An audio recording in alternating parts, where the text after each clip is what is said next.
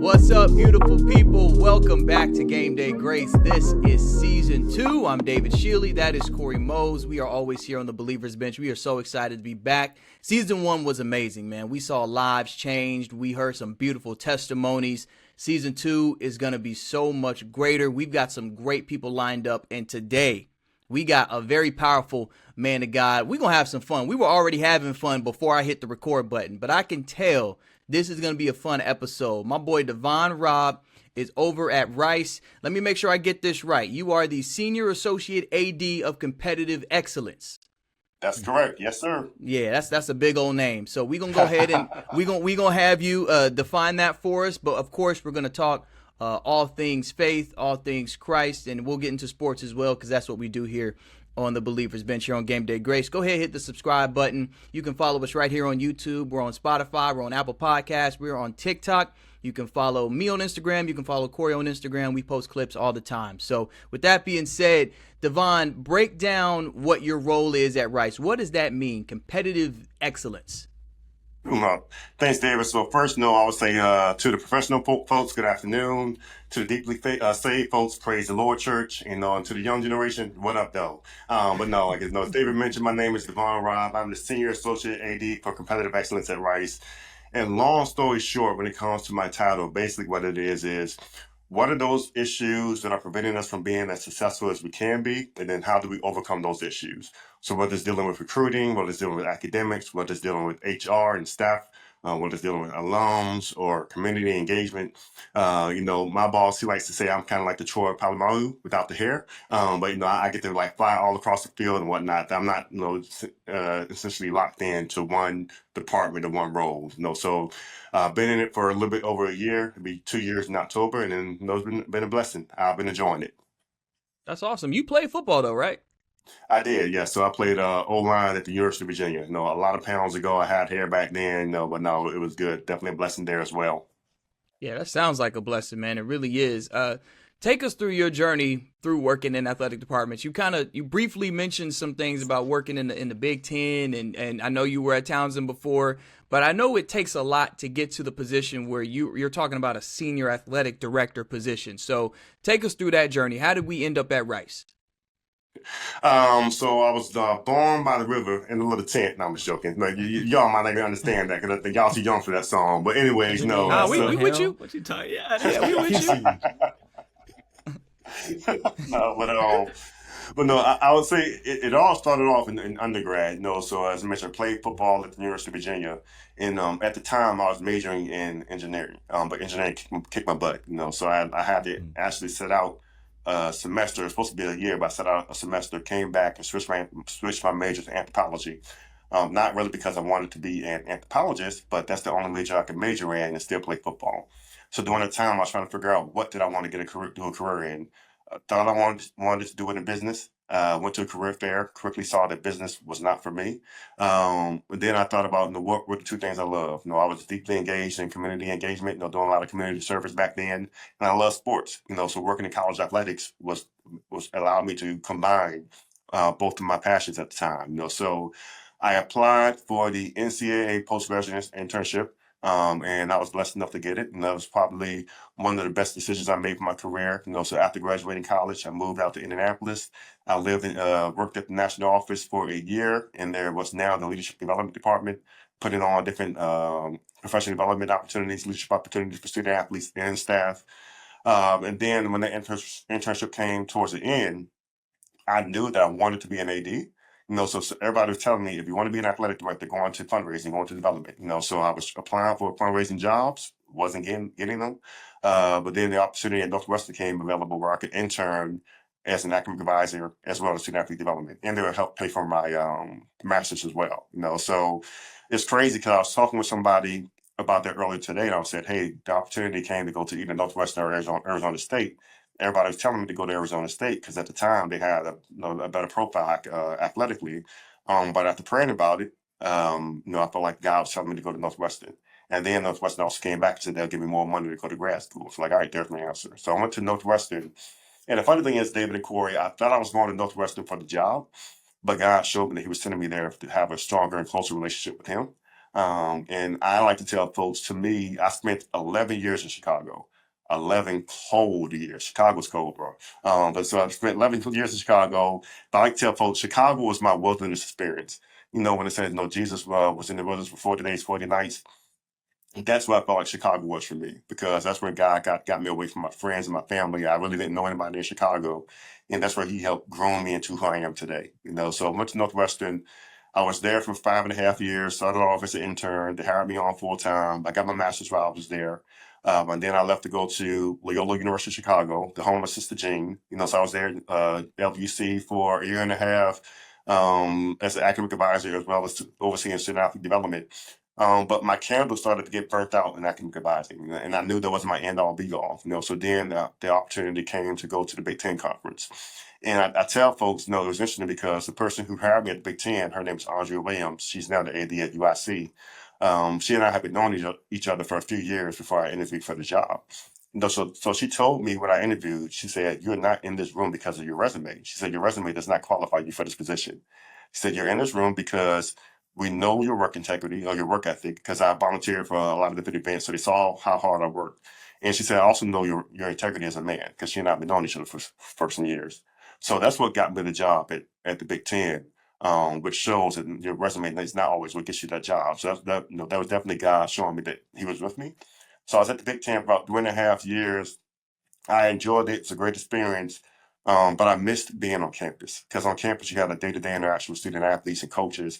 You can walk out your door and go to a soccer game, a volleyball game, if you're a hockey game, and you can't do that when you're working at the conference office. So I was late. I reached out to a couple of ADs, sitting ADs at the time, asking them their thoughts on what job I should try to get into to get back on campus. I was applying for jobs, and it literally took about a year and a half before I finally got the job offer. That's when I went to Towson. So I went to Towson as the assistant AD for facilities and event operations. I was on the job for about 5 or 6 months, and then this thing called COVID hit. So here I am in a new job. I have experience in running events, but we don't have much experience in facilities, and we have an epidemic that nobody's ever seen before ever. And now, the department's relying on me on how do we get back to playing sports in the midst of this epidemic. So I relied on my resources, reached out to different people. We put a plan together, and so we get back to playing sports. But also saw then after about 2 years or so that I was looking for something else. I was looking at leaving Towson, and the crazy thing about this job here at Rice is that the AD called me. I didn't apply for the job here. Me and my girlfriend, who's my wife now, we were actually at a old school R&B concert. I remember like it was yesterday. So we were at an old school R&B concert, and a friend of mine sends me a text, and I look at it, and I'm kind of confused by it. He sent me a screenshot. Then he texted me, he said, "Hey, just got off the phone with the AD at Rice. They have a new position there, and I brought your name up." It's crazy because you always hear folks who pass to say that somebody's gonna bring your name up, and it literally happened for me. So I'm driving back to Maryland the next day. Me and the AD talk, have a great conversation, and then he flies me out to campus about a month later. I interview, and before I get on the plane to head back to Maryland, he offers me the job. And then here it is. Here I am, about a year and a half in the job. It's been great. It's been amazing. And I've definitely learned and grown, both professionally, spiritually, and just personally as well. Did y'all hear the favor that's on this man's life? All God, man. All Yeah. God. I heard nothing but favor there. I'm going to kick it right back to you because you talked about being in the wilderness of Chicago. What was that? What do you think God was really pruning, at that time? Where do you think your most development and growth was? Great question. So I would say I was always involved in the church, right? So my dad's side of the family went to church. My mom's side of the family went to church. So both of my grandmas made sure I stayed in church. I was at old school Baptist. You're at church on Wednesday, Friday, choir rehearsal on Saturday, church Sunday morning, and then you turn around and go back to church Sunday evening. So I was always in church. Even in high school, I played the bass guitar for my choir in church, I was even involved in athlete snatching in college, so God has always had his hand on me my entire life. I would say the difference is once I got to Chicago, that's where I saw the difference between religion and relationship. So I would say for me, a lot of my growth growing up, youth, I was very involved in a lot of religion, but I truly didn't know what it meant to have a relationship with God. And when I got to Chicago and being involved in the church I was at in Chicago and the people I was around, that's where God really started to show me what it was like to be in a relationship with Him. And that's when He started to show me who I was called to be, what type of the man of God I was called to be, the principles I was called to make sure I live to. Even such a thing, simple thing as prayer. Prayer is something I love to do. Like I love praying, but it's something I have to grow into. I tell folks about the stories that when I was at my church in Chicago. I was a leader on the singles ministry, and so our pastor, one of the things he does is that in January every Saturday he'll get different groups together to pray. So he'll get the man together to pray, the woman together to pray, married, singles. So on this particular Saturday, he brought us together to pray, but he wasn't going to be in town that day, so the leaders had to pray. So I show up and they said like, hey, we got to pray. I'm like, all right, cool. So I had to pray about discernment. And I remember it like yesterday. It was like 3 or 4 people went before me. The spirit was high. Everything was good. I stepped and grabbed the mic. And it's like, times you've been at a club, at a party, the music's good, and then this one song comes on and everybody just gets off the dance floor. That's how I felt. I felt like the spirit was high. I got on and started praying, and boom, like the energy literally just left the room. And what I learned from that is 2 things. One is I had to pray more than I was doing, because it's kind of hard to get in front of folks and do something that you're not doing on a consistent basis. 2, I had to find my own prayer voice. So I know I was trying to pray like the folks who were praying before me, but that's not the way that God called me to pray. So I had to really learn how did God call me to pray. And now it's something that I'm totally comfortable with doing. I love doing. But those are things that during that wilderness experience, He truly called me into being who I was, who I am now. Growing up, I was always affected by peer pressure, and now I could not say I can care less, but I care about what other folks think and say. But if they don't want me to do something that's contrary to who God called me to be, I'm not doing it. I could even say now in my walk now, earlier on, I was a little bit shy about truly being all out and being bold for Christ, and now like that's who I am. So if you can't accept me even on the job for me, for my love for Christ, my love for God, that's not the place for me to be. It was interesting to hear you talk about finding your prayer voice. I mean, I want to tap into that a little bit more because I know growing up in a church, and especially same as me, Baptist church, I hear the pastors preach. I mean, the pastors pray. I hear my parents pray, and so I'm praying the same things that they're praying before we eat a meal or before we go to sleep. And so was that the same for you? You were kind of taking things and nuggets you were hearing throughout your childhood. And also how did you find your own voice? Is that just repetition or what? Yeah, it was. Well, it was similar to me because growing up in the old school Baptist church, it was a lot used to hearing the deacon say, "Lord, you want to give praise to the Lord of Abraham, Isaac, and Jacob." So we used to like have those same type of things said, and even at the church I was going to, like there was a certain way that the folks would pray. Not everybody, but at least the people that they kind of had the same type of energy. But for me, it was me doing it more. Spending time with God by myself, taking time to really hear what God was saying to me. Especially and leaning on the Spirit to pray. And I think that's what's really important for me when I pray is when I pray what I feel God I pray what I feel God is leading me to say, not necessarily what people might want to hear me say when I pray. Um, and even like I just tell folks, even when the first time I can biblically remember God speaking to me was I was an undergrad at UVA, and I always thought that the first time he spoke to me, it would sound like James Earl Jones. That's the vision, the voice I had in my head. But that's not what it sounded like, and now like I pretty much have a good understanding and knowing when He does speak to me. But that's also something I pray about every day. Like when I pray to God, I say, God, let me know the difference between your voice, my voice, and the voice of the devil. Because those are 3 voices that can often go on in my head. I say, know which one this is. When did you start doing that? Which that prayer about Yeah. those 3 voices? It was years ago. I can't tell you exactly when, but I've been praying that for quite some time now. And I'll be honest with you, sometimes I still get it mixed up. Like there was a time where I thought that God was telling me this job was for you, and I'm like, oh yeah, I'm about to get this job. I didn't even get an interview, and I was more crushed about. I wasn't as crushed about not getting the job. I was more crushed because I thought that was what God was telling me. Yeah. But also too, like I was talking with a counselor. I was meeting with a therapist, and she was saying that's one thing I'll tell say folks as well, that it's okay to meet for Christians to meet with counselors and therapists. That God put them on put them on earth for a reason. I was talking with her. She's like, you never know. There might be something where you might end up working at that place one day. It's just that now it's not the time. So you also just never know that God might have been telling you that, but it's just something that's more for the future than it is for today. Yeah. Yeah, and that that's something that when you talk about discernment, right? Like that's huge right there, is being able to discern, was that God or was that you? Or was it something else? Because sometimes it can be one of those demonic spirits, right? That have influence. And so that's something that I had to, for myself, I had to figure that out and discern those different voices, because that's how I got here to where I'm at in Tampa. Like, it was the same thing of like, okay, I need to know if I really want the Lord to be a light to my feet and light this path, right? Then I need to make sure I hear his voice. So whatever instruction I get, I know it's coming from him. And that really was done with prayer and fasting. I fasted from all kind of different stuff, because you never know the spirit attached to things. Whether it's the music you listen to, the shows you're watching, you literally never know the spirit that's attached to them.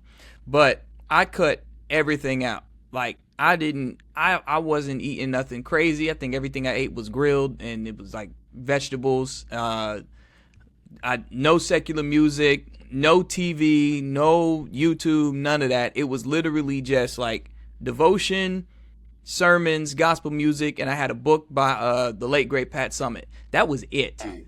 And just like you were talking about, your resume didn't qualify you for a job with the Big Ten. You got another job without even applying for it. It was the same deal here. I got the job that I have now without applying for it. Like, I didn't have to audition. I didn't have to do anything. It was a couple of text messages and a couple of phone calls.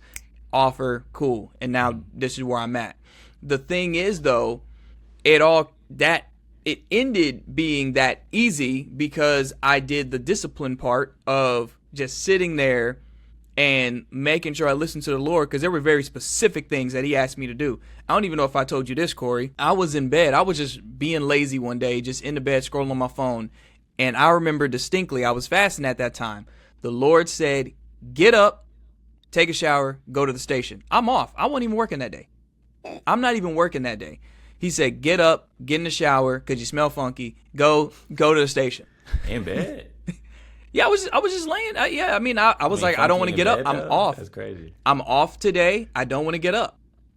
And he was like, just get up, take a shower. I mean, that's just a routine for me anyway. Just like, go at least wash your face, So I get up, take a shower, whatever, go to the station. I'm not working that day. So I'm pulling up on an off day.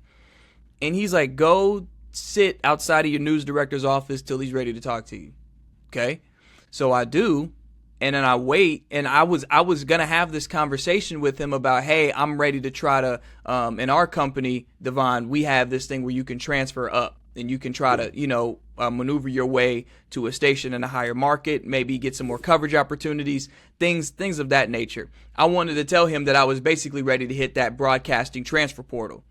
Now I was gonna wait. I was gonna wait to do that. The Lord told me, get up and go tell him now. It's crazy that I was obedient, because do you know, the very next day, I was going to talk to him maybe 3 days later, but the very next day that I spoke to him, his wife went into labor and he was off for the next 6 weeks.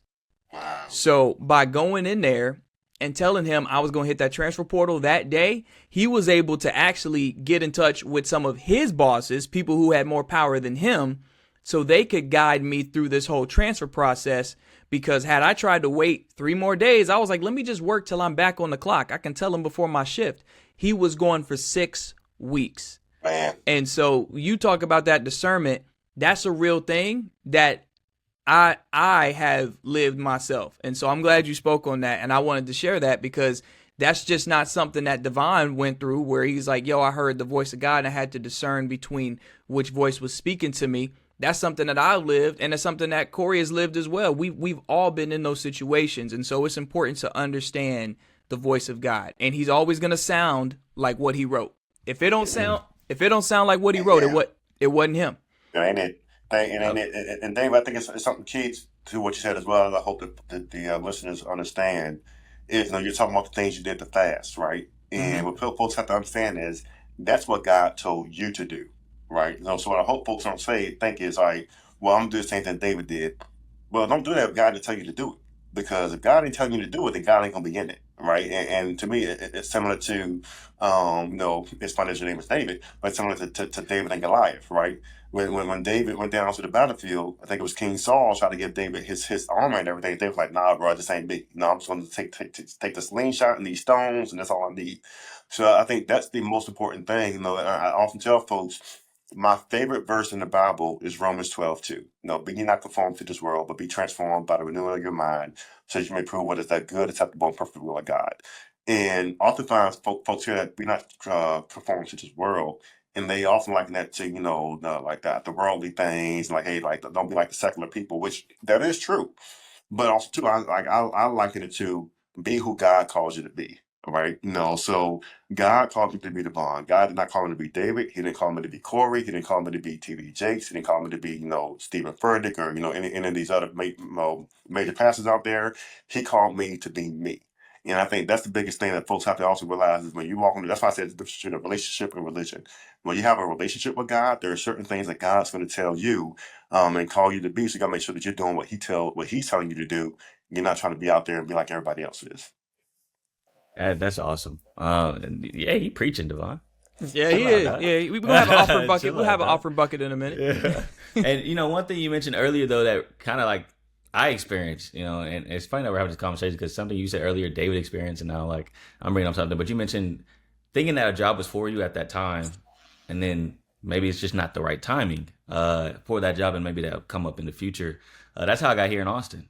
Actually, my first job was out in Midland, Odessa, West Texas, and I was just a young buck out there doing my thing. And it's just like David, someone reached out to me. I didn't apply. They found me on social media. They found me on X, and the general manager at Austin, the station I'm at now, reached out to me. And I was only a year into my first contract. I'm a baby in this business, and so they reach out. We do an interview, and we start talking. And at the time, I was very involved in my church. Oh, I should say starting to get very involved. I joined a church out there in Midland, Odessa. I also started to be a part of their youth ministry. I was one of the leaders for the high school age group. And so right when I'm starting to get relationships with these kids, right? Kids that I low-key cover too. Like some of them playing sports. And so I see them at church and they see me doing work. And it was a cool relationship to see them doing their work and their sport while also talking about them at church that next day. And so I really felt like God was using me in that space right when Austin reaches out to me. And so we're having a conversation, and the general manager mentioned in the conversation, like, this doesn't happen often. Like a guy your age, this young in your career, to move up 100 markets, and you didn't apply. It's not normal. I hope you know that. And I told them, like, I do know that, but I also know like where my faith is right now and where I feel like God is calling me. And I feel like he's calling me towards the church that I just became a part of, the kids that God is using me as a vessel to reach. And unfortunately, I just didn't feel like it was the right time for me to accept that position. And people were telling me I was crazy. Like, dude, you're a year into the business. You're going to jump up 100 markets and you're going to say no. Like, that's ridiculous. But that's that type of understanding that people that aren't a part of the religion and don't believe in God and don't believe in what Christ can do for us, they can't comprehend it, right?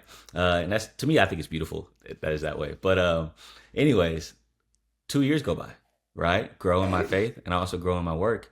And another position opens up in Austin. And so they spin the block and they reach out again. And at that time, it was a perfect alignment of when my contract was coming up. And so they said, "Are you open? Are you free?" I said, "Actually, in 3 months, I'm a free agent." And so it kind of lined up that way. And, I feel like I spent that time and listened to God in that time and not jumped the gun into going after opportunity. I just didn't feel like it was time. And as 2 years went by, it was that time then. And now I'm here in Austin. So yeah, I totally can relate and to what you were saying earlier. And what's crazy about that, Cory, like I have a similar situation because I was telling somebody about this just that much earlier today. When I was at Loyola Chicago, actually, no, I was at the Big Ten. I'm sorry, I was at the Big Ten. Loyola Chicago came after me for a job. And I went through the interview process and everything, but the Big Ten matched the salary, so I stayed at not the Big Ten, Northwestern. Northwestern matched the salary, so I stayed at Northwestern. Literally, a couple of days after I decided to stay at Northwestern, I gave them that news. A friend of mine from another school reached out. And he said, "Hey, I want to bring you in as my number two." and this is the salary for it. The salary is about $30,000 to $40,000 more than what I was making at Northwestern at the time. Yeah, bro. That was, I'm like, oh Lord Jesus. But for me, being the man that I am, the man of God that I am, and it's not for the God, I knew that I couldn't accept that job because I literally just took Northwestern through this experience of me potentially leaving. I gave them my word that I was going to stay. So I told them, like, hey, I just took Northwestern through this. I can't do it again. I'm going to stay. But I gave him recommended him somebody to hire. And that's who he ended up hiring. And then 6 months later, Loyola Chicago came for me again. I did get to go to Loyola Chicago. But no, it's crazy. Like, when you hear God tell you those things about, make sure that you do those things and that you listen to him. And I saw the person this earlier today as well. A really good friend of mine's. When I was at Northwestern, I was looking at potentially leaving. I wanted to make sure that I wasn't out of line with what God wanted me to do. Yeah, he told me something back then. This is probably at least maybe 15 years ago. He said, if God doesn't want you to get that job, you're not going to get that job. And that is so true because I can tell you there's been times when God didn't give me a job that I really wanted. Like even this job that I thought he was telling me that I wanted. I even told God in prayer, I'm like, God, just know if they offer me this job, I'm taking this job, right? Because I thought this was for me. But no, oftentimes I've seen so many times when he's protected me from things by his nose. And seeing that later, might not being able to see it in the moment, but seeing it later, like, I see what you're doing, right? You always know what you're doing. You're always in control. It's something like I don't ever doubt him and what he does. He be cooking behind the scenes. Oh, he does. Hibachi. he flipping it. Like the old school snap. No, he's flipping it. Be waiting on it. Bam. I wanted to backtrack though, Davon, to your time at Northwestern. You spoke about like being around people to help push you that way and grow in your faith and make it your own faith and not just religion and a real relationship. How important was that to kind of build that community, and how were you able to build that community in a space that you have no family around and no people that you know? It was really important for me because one of the first people that I connected with, he's like a brother to me to this day, right? Like, I just got married 3 weeks ago, and he was one of the groomsmen in my wedding. Congratulations. I appreciate it. Thank you. Yeah, man. Like it's just like in the church that I went to in Chicago, he was the one that introduced me to that church. So like he's definitely been like, I'm the only child, so he's definitely been like a brother to me in my life. Both him and his wife are definitely close family. And one of the things we even did at Northwestern is we did this thing we called it the Breakfast Club. So like once a week we'll like be in this conference room. It's me and a couple of guys, and we'll have some bagels and we'll just chop up the word. We'll go through it. And so having those friends throughout my life has been extremely important. And that's one of the things that I can even say I've seen God do. Like when I was in Chicago, I had those close group of friends there. Even when I moved jobs, I had close Christian friends. When I was at Towson, I had friends there at the church, and also I was part of the FCA and on the job as well. So I was able to have some conversations with there, and even here, like there's times even here, like me and my boss, like we literally pray about different things. We'll have our one-on-one meetings. We'll go in his office and we'll pray. So I think having those connections is huge, and it's important for people to feel like they can come to you and talk to you about those things. If you have a connection at work, great. If not, having folks outside of work. But I remember, I believe it was John Wooden, right, where he's quoted for saying, if I was ever accused of being a Christian, I hope they have enough evidence to find me guilty. And that's one of the things, right, is I hope that the way I live my life, people don't doubt on whether or not I love God, on whether or not he's important to me. And there's folks who question that if I'm not doing that, then I need to change up how I live. Like a good friend of mine who's also my wedding, he's also like someone who disciples me. One of the things he always says is, you can always tell the tree by the fruit that it bears. So what type of fruit am I bearing? Am I bearing godly fruit or fruit that doesn't reflect me being a man of God? And that's important to me. Wow. Yeah, showing your faith by your works, Yep. Showing your faith by your works, man. That's some good stuff, man. So I told y'all this was gonna be a good episode. I tried to tell y'all, man. And I already knew, man. Davon was talking about coming up in the Baptist church. I came up PAW, so we came in the door shouting. It's Oh, made him spit out his drink, bro. Come on, dog. Bro, because that's what it was. We came in the door shouting. Crazy enough, man, my dad's first sermon, we have it on VHS. Half the tape is them shouting. It's not even him preaching, bro. Half the tape is literally them shouting. And me and my best friend used to watch that tape because we churchy. So we used to watch that tape.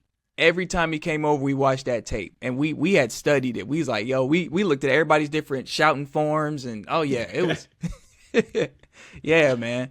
You know. See, funny things about that, David, is I remember I was watching Gary Owens, one of his comedy things. And Gary Owens mentioned how he went to a black church. And he's like, he was excited because he saw it going through each of the rows. He's like, it's coming to me, it's coming to me. And he felt like it just went over him, went to the people behind him.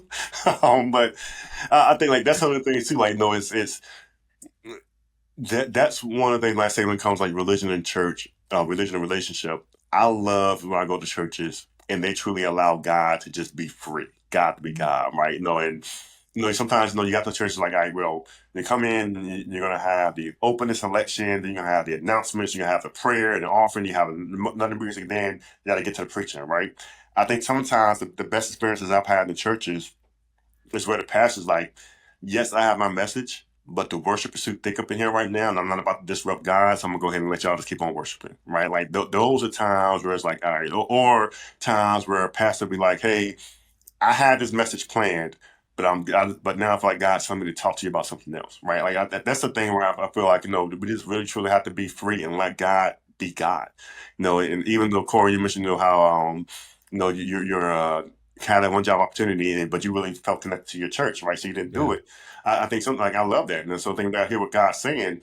At the same time, too, we also got to make sure we don't get too comfortable with certain things, and I think that's sometimes where too, like God, when we try to hear your voice, because I look back at Joseph. I think Joseph got real comfortable with Potiphar's house, and to me, I feel like the reason that Potiphar's wife did what she did, because that was really the way of God getting Joseph out of there, because Joseph might have thought, well, this might have been what God made by his dream. God was like, nah, bro, I got something higher for you, so I'm gonna make old girl try to get with you. I'm gonna go ahead and let you be the man of God you are. You're gonna go ahead and run up out of there butt naked, and then she's gonna call her husband, say you try to do this. You're gonna get locked up. You're gonna have to talk to these two dudes, interpret their dreams, but I'm gonna keep you locked up. They're gonna get out, but then I'm gonna go ahead and show you this is what I have for you, right? And I think those are the biggest things. I think when you have a relationship with God is being free with Him and having enough faith to know that, hey, if He tells you to do something, I'm moving. And some folks might say it might not make sense, but it makes faith, and that's how you got to live on it. Yeah. Can I ask y'all something real quick? This will be the last thing we get into, because you mentioned letting the Spirit move freely at church.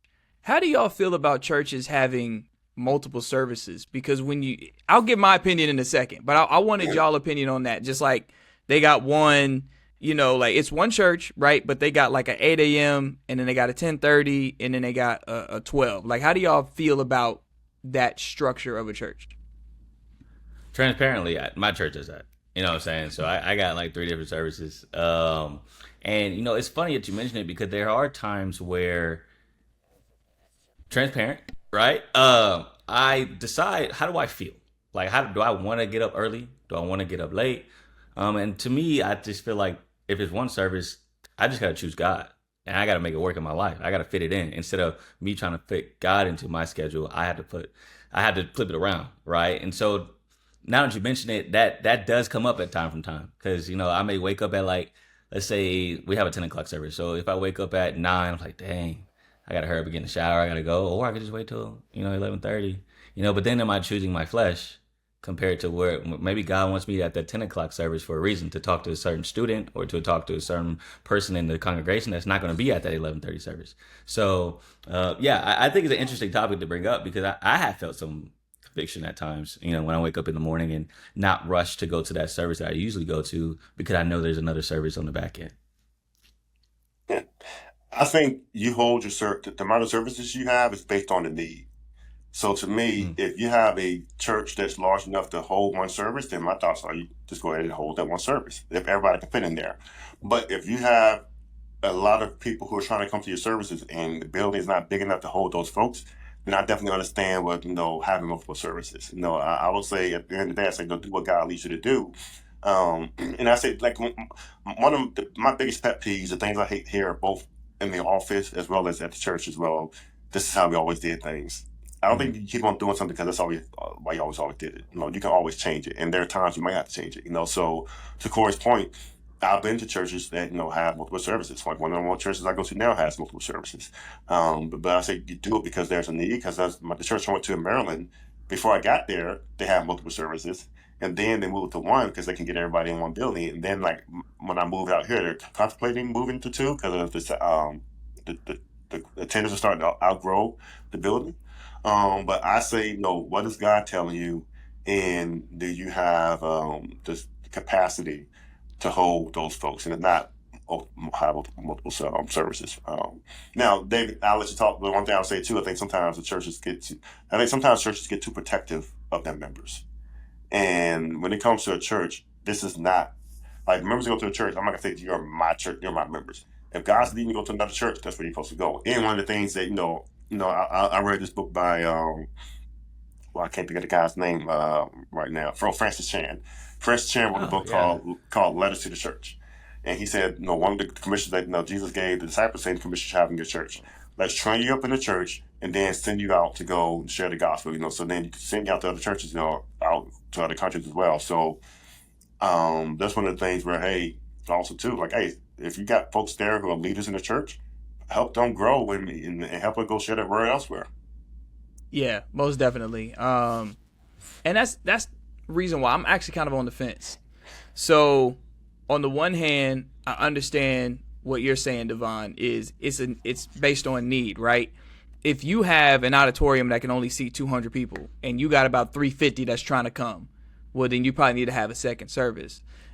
I also understand Cory's point of, hey, that could lead to a sense of spiritual laziness. Yes, you did come to church, but the Lord woke you up at 9 and you decided to just kind of sit back and wait. You didn't go to the 10:30, you went to the 12 or the 11:30 or whatever time it is. My thing really, when we talk about like the Spirit moving freely, where someone's like, yo, this is what I had planned for this service, but you know what? I love the worship. Let's go back into the chorus of that last song. And you let the worship team go another 5-10 minutes. When you have multiple services, I don't know if you really have that opportunity. You have a structure. You have a time structure where you need to get people in and out by a certain time. And then you have to usher in, who's coming to the next service. Also, are they going to get the same experience? Probably not.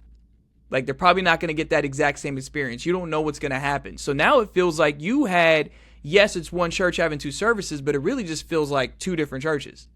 Because this group of people at 9:30 just had this just spirit moving experience. People were crying, face down on the floor.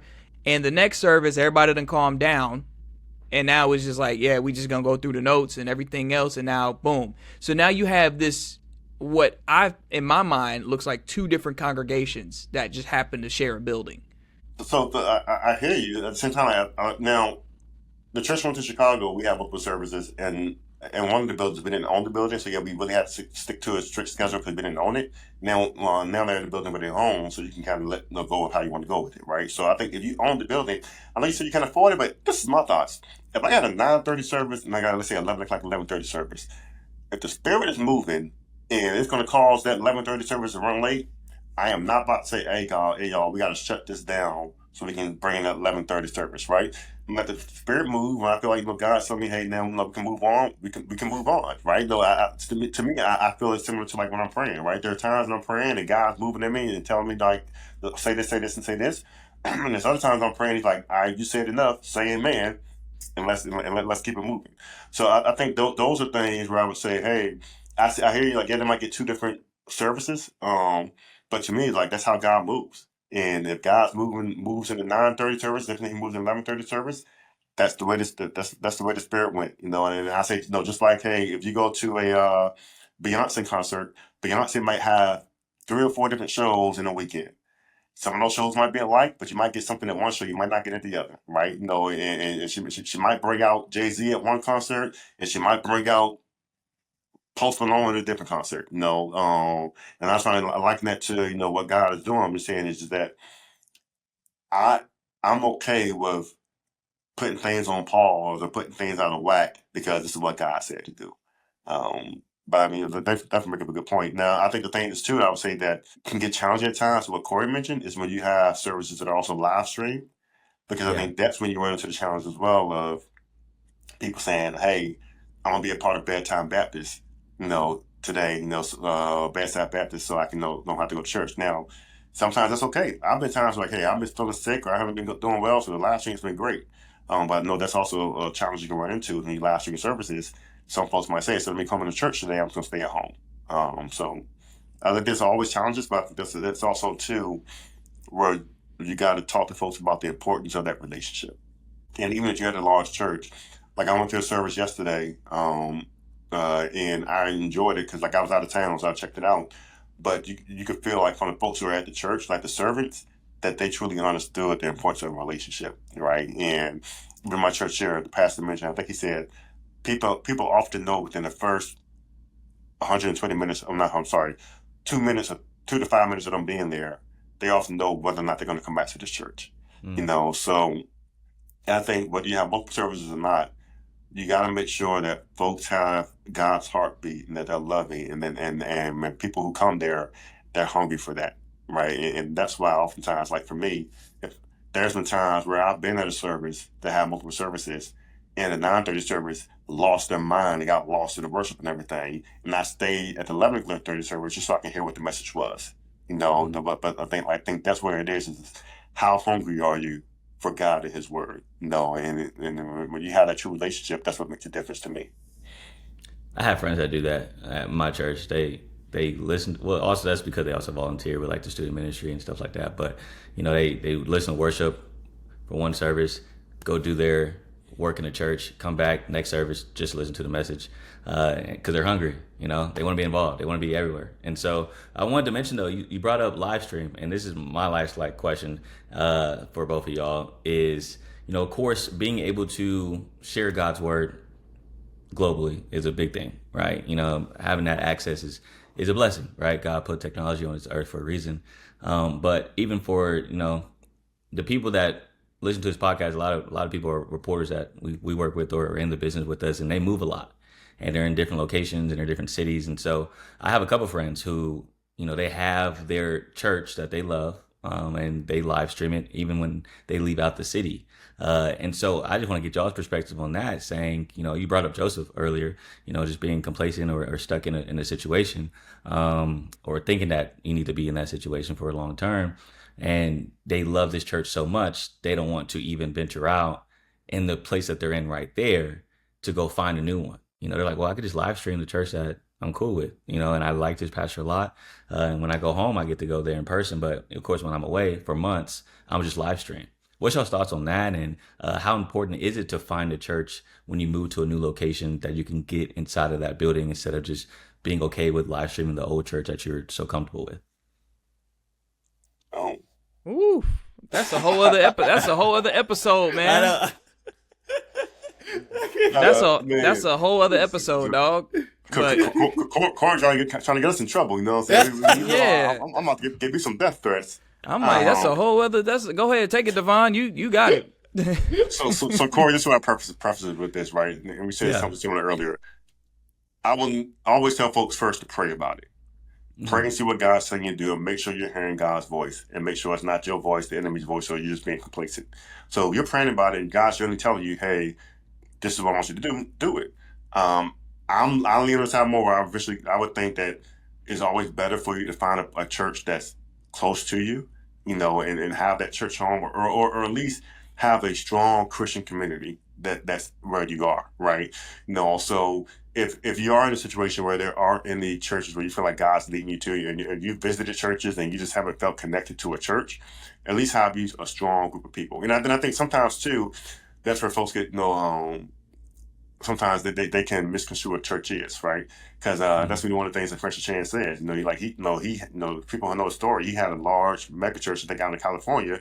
He stepped away from it, and then when he came back to preaching, he now does the house church piece. And then two of my good friends, they started a house church in Chicago. So what is God leading you to do? But at the very least, if you feel like He's not leading you to any of the churches in that community, do you have a strong Christian community, of brothers and sisters that you can lean on, And I think if you're a man, you definitely need some strong brothers in the area, and if you're a sister, if you're a woman, you need some strong sisters in the area that you can lean on and talk to about just life in general. He hit the nail on the head, because for me, right, I was actually in that position of, I'll just watch my church back home. Like, that was me for a minute. It was, I'm gonna just watch my church back home just because I know it, I'm familiar with the teaching and everything else. But there's no in-person fellowship there. I'm not able to break bread with anybody that's in that congregation at that time, right? Service ends, all I'm doing is logging out. I'm powering down my phone or my laptop or whatever it is. They're actually able to talk. They're able to go to the lobby. They're talking. They're in the parking lot. They're talking. They decide to go grab something to eat. I don't have that. And so at the end of the message, I realized, man, I got a good word. I took some good notes, but there's nobody around me to speak to about this. Like, that was it. I find so much importance in breaking bread with people. That's my thing. I really enjoy breaking bread with people. Good Lord, can I speak today? You said breaking bed, like, yeah, breaking bed. Yeah, like, wait a minute. Who you breaking?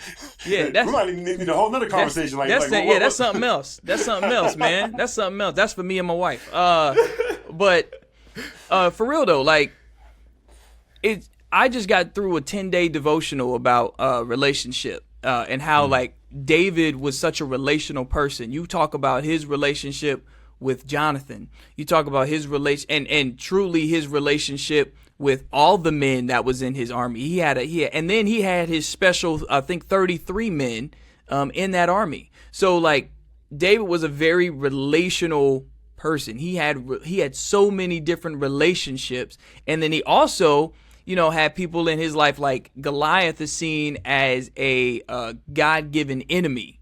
Like, David needed this to really like solidify himself. That was his "I'm here" moment when he killed Goliath, right? So all those different things happened locally. Of course, there wasn't any technology. There was no 4K cameras back then. But you look at those in-person, face-to-face interactions that he had, like, those are so important, I think, in this life. Like, God did not make us to just simply be virtual people. I'm glad we have that technology.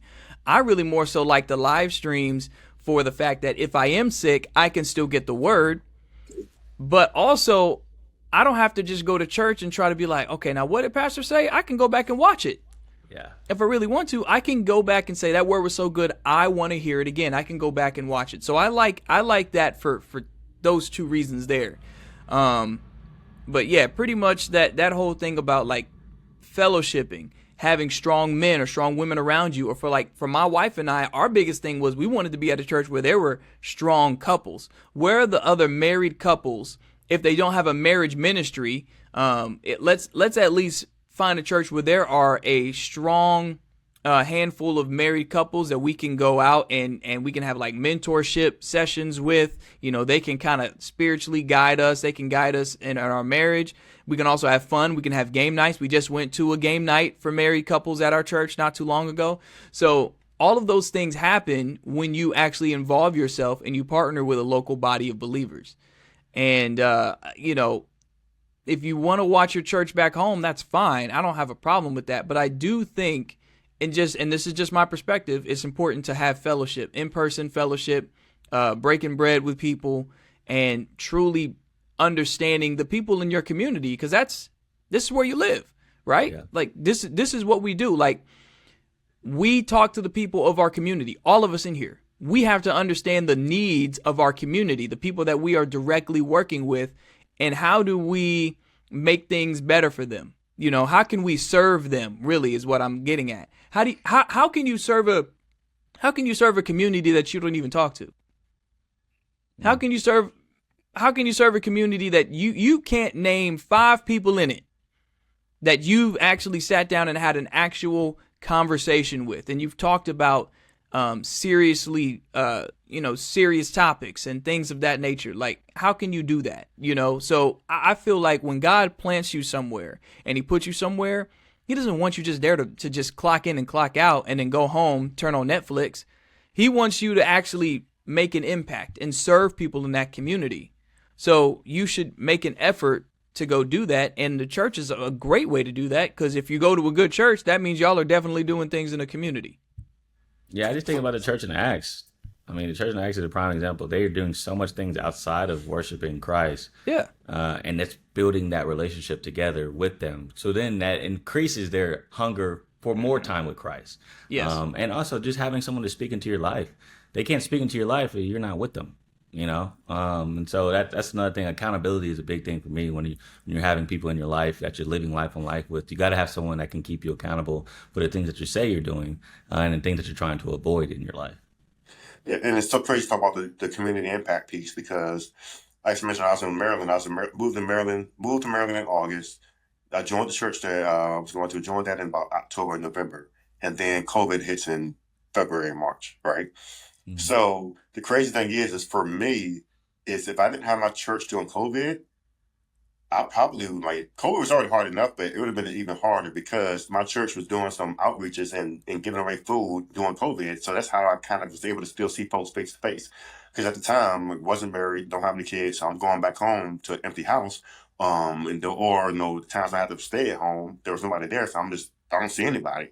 So I was able to do the food giveaways in my church, and I guess we're masked up and everything, but that's how we were able to build those relationships. And for a church that I only joined 4 or 5 months ago, I was able to really get to know the folks more. And by the time the church did reopen up, I've already had these relationships because I'm seeing these folks and we're talking with each other, I liken it to the verse where it says, the devil is like a roaring lion seeking who he may devour, and like I tell folks, you look at National Geographic, whenever a lions attack, they never attack animals in a pack. They always attack the straggler or the weak one. And that's what the devil tries to do. The devil always tries to get us by ourselves. And that's where we're going to get the biggest challenges. Like when I went through depression because I wasn't talking to anybody. I kind of just secluded to myself. So I definitely, to both of your points, like, yes, when it comes to finding the church and the community, it's highly important. So you can have that community, have that face-to-face interaction. You can be your brother's keeper, your sister keeper. You can speak into each other's lives, and you can make sure that you're interceding for one another. Yeah, show up and watch God move. I mean, that'd be the last thing I would say, because like you mentioned, you didn't have to go do that. You could have chilled at the crib, and just been stuck in that way. Say, David, you didn't have to go search and go to a game night or search for married couples in your church. You showed up and you watch how God used yourself in those environments. And so that's why I advise people listening, just show up. Show up to a church, show up to a Bible study, show up to a brunch, with people that are studying the word, not, popping bottles. And so I think that would be the biggest advice for me, is just show up and let God move. Because sometimes when you stick to yourself, how your thoughts go, and you think you're God at that point. You're not letting people speak into your life. Yeah. And I'll say this one last thing too. More important to show up, also say too, get involved in your church. Because when you get involved in your church, getting involved in the church can make a large church seem like a small church when you serve. And like going back to your question earlier, Dave, about multiple services, sometimes the challenge with multiple services is that you get the same people serving at each service because you don't have enough people stepping up to volunteer. So I think that when more folks step up and volunteer, that allows other folks to relax and take a breather as well. But I just tell anyone, it doesn't matter if you go to a small church or an extremely large church, when you volunteer, that helps you build community and have that family as well. Yeah, that's a great point. I'm glad you brought that up, man. I'm glad you brought that up, y'all. We're out of time. We said we was gonna keep Davon about an hour or so. We approaching that time. So hey, man, we appreciate you coming on here, sharing your testimony, giving us a good word too, man, on discernment and community and serving and everything like that. We'll definitely be praying for you as you're at Rice. Congratulations on getting married again. That's a beautiful thing. That's a wonderful thing. Welcome to the club. Yes, sir. Hey, man. Yeah. Chill out, y'all. Hey, you'll get there, Cory. You'll get there, I ain't man. gotta flex like that, bro. Take your time. Take your time. Save your money, because it's gonna be gone. It's gonna be gone. But hey, that's all the time we got. If you enjoyed this conversation, I'll say it again. You can hit that subscribe button on YouTube. You can hit the follow button on Spotify. You can hit the follow button on Apple Podcasts, and share this with a family member. Share this with a friend, because one share can truly change a life. If this word impacted you, it can impact somebody in your circle. So go ahead and give it a share. Until we see you next time right here on Game Day Grace, everybody be easy and be blessed.